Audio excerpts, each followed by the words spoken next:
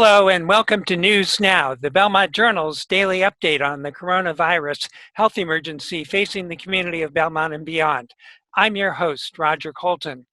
I have with me today Joanna Tzouvelis, who is the senior multimedia journalist for the Belmont Citizen-Herald. Joanna, there is news affecting the Belmont school system. Well, all of the Massachusetts school system. Yes, as a matter of fact, 34 states, but Massachusetts is joining 34 states in the decision that was announced by Governor Charlie Baker on April 21st, that school buildings will remain closed for the rest of the academic year. And there's a reason for that. And that's to keep people safe. Exactly. They don't have guidelines in place that would guarantee the safety of staff and students, and by safety I mean being safe from getting coronavirus. Now, to make this clear, you say the school buildings are closed, but that Right. does not mean the school is out. It does not. So phase 2 of the remote learning will continue. However, the Education Commissioner, Jeff Riley, will be announcing new guidelines for the schools to follow. So that could possibly mean that we'll be entering a phase 3, but we don't know for sure yet. John Phelan, our superintendent, he sent a newsletter to parents, and he did tell them that, you know, it's very sad. He himself has a senior, so he himself is very sad about this. He's sad that all the end of the year activities will have to be canceled. He does hope, and he said that Principal Isaac Taylor, the Belmont High School principal, will be working on some alternate celebrations for the seniors, because that's the biggest loss. Let's think about this for a minute, because when we say that the school buildings are closed, that has all sorts of implications. That means that there are no sports. That means there's no activities. That means there's no commencement ceremony. All of those group gatherings have not merely been postponed, but they've been canceled at this point. Right, and we don't know that they are going to do something for the seniors. We don't know what yet, and we don't know when. I'm actually one of the parents volunteering on that committee, so I'm hoping we can come up with something. I mean, my suggestion is have a one-year prom reunion. That's my suggestion. Does the fact that the school buildings are closed for the rest of this school year have implications for the school year beginning next September? We don't know yet. Everything is we're basically, all the decisions are being dictated by the virus and what this virus is doing. And right now, this week is a surge. Deaths will 2,000 this week in Massachusetts. We're in the surge right now. Okay. Sad. And to make it clear, this decision has been made. This decision isn't let's go for another month and then revisit it. The decision has been made that the school buildings are closed. Yes. For the rest of this school year. Right. And Belmont's school year, the last day would be June 19th. Okay. Let's close. 17th now, I don't even remember. But the middle of June, because spring break was... Right, and that's why we didn't have April break. That's right. Right now, we would be on April break. Okay, let's close the door on that. There's other school news, too. There is. The Belmont Public Schools lost the chair of the school committee to a resignation. Can you tell us about that? A lot happened on April 21st. The town clerk got a letter of resignation submitted by the current school committee chairman, Susan Burgess Cox, effective immediately. So I can't say current anymore. She is no longer the school committee chairman. She resigned effective immediately as of April 21st. And so now there's a one-year seat. She's leaving because she had one more year in her term. So there'll be a one-year seat that the select board, well, actually the school committee has to give public notice that this seat is available, and they're looking for interested candidates. The candidate has to be a Belmont resident, 18 years or over. And then the select board and the school committee will meet jointly to appoint this person for the one-year position. And then in 2021, there'll be an election for 2 3-year seats, which would have been Susan's and now Tara Donners is up for re-election. That will be next town election in April 2021. Okay. But on June 23rd, they can't put this one-year seat on the ballot. It's too late. And there has been some discussion about a reorganization of the school committee going on. Yes, her resignation comes about 1 week after the initial discussion, which happened at the April 14th meeting.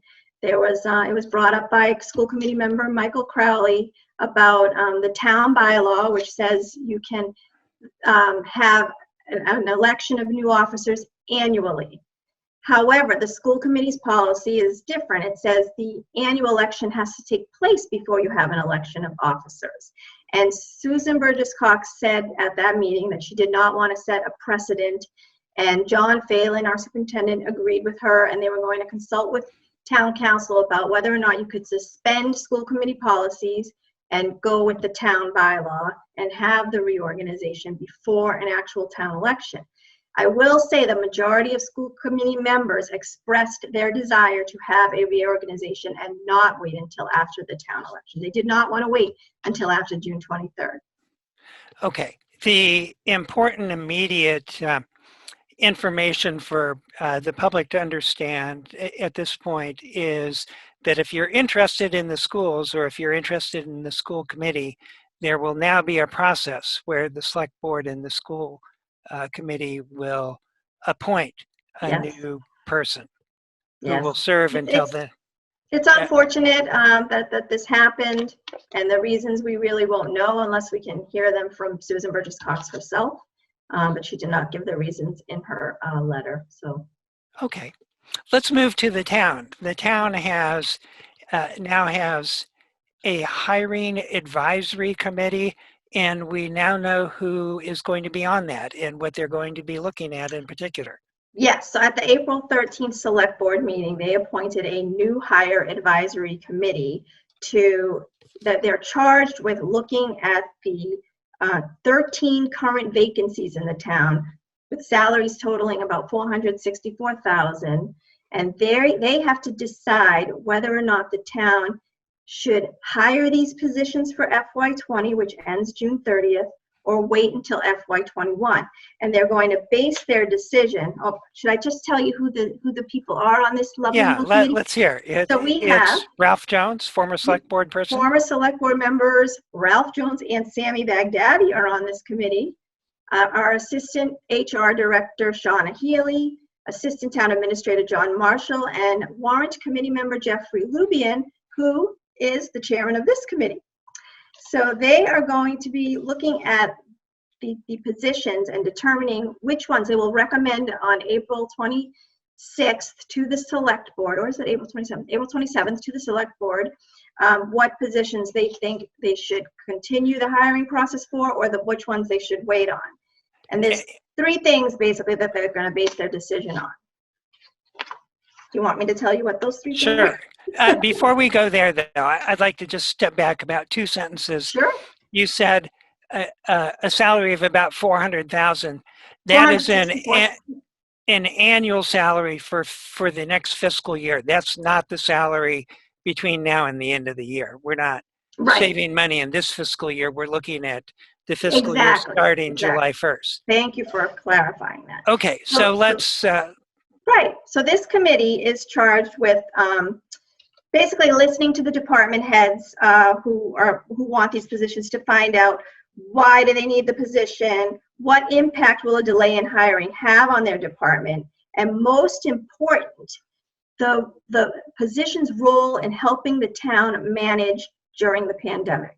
Those are some pretty important things. So an example would be one of the open positions is an assistant police chief. That presumably that position is going to be considered particularly essential. It is, because Ralph Jones said at this meeting, this first meeting, he said, who is going to take over for our chief? What if our chief gets COVID? Who's going to take over his responsibilities? There isn't anybody. And they actually have 8 candidates ready to be interviewed, because before the emergency shut down, they had 8 candidates ready to be interviewed. And in my mind, when you talk about this committee setting priorities, that necessarily means that there will be some positions that will be higher priority and some positions that will be lower Right. priority. Right. So, like, for instance, the library has 5 positions. I think 2 of them are part-time. 2 of them are full-time.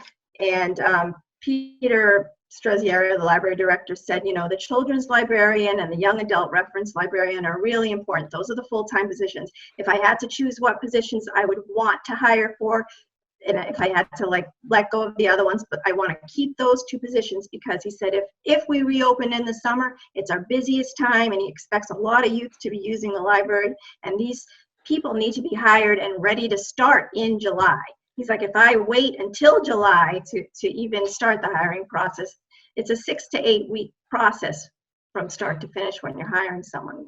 Some Okay. will probably be over. And this hiring advisory committee has begun to meet already, or they will soon begin to meet. They had their first meeting, and they'll have another meeting this week, and then on Monday, the 27th, they'll be presenting their recommendations to the select board of what positions they think the hiring should go forward with, and what positions should be not move forward, should be like part of the hiring freeze. Great. Well, thanks for bringing us up to date on the schools and the town. We've been speaking with Joanna Tzouvelis, who is the senior multimedia journalist. I don't care. Call me whatever you want. For the Belmont Citizen-Herald, Belmont's online and print source of local news. You've been watching News Now, a production of the Belmont Journal at the Belmont Media Center. Thanks for watching. I'm your host, Roger Colton. I will talk to you again next time.